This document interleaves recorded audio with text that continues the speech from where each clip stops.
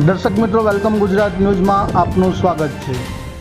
પ્રાપ્ત માહિતી અનુસાર કરજણમાં ગટર લાઇન તેમજ ડ્રેનેજ લાઇનનો પ્રોબ્લેમ હોય ગુજરાત સરકારને રજૂઆત કરી હતી, ત્યારે માન્ય શ્રી મુખ્યમંત્રી ભૂપેન્દ્રભાઈ પટેલ દ્વારા ગટર લાઇન યોજના હેઠળ કરજણ નગરમાં 16 કરોડ રૂપિયાની ફાળવણી કરી હતી।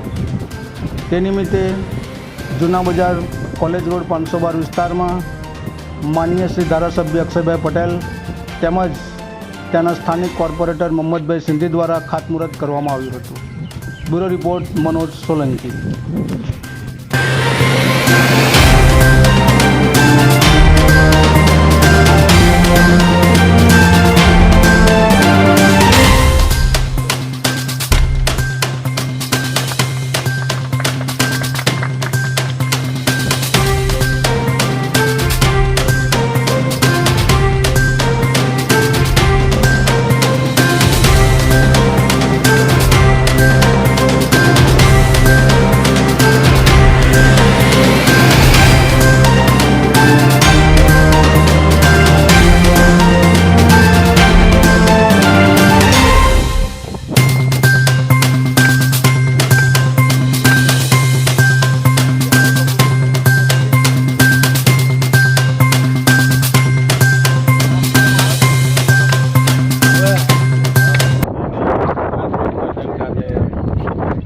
સરકારની વિવિધ યોજનાઓ હેઠળ ગુજરાત ડેવલપમેન્ટ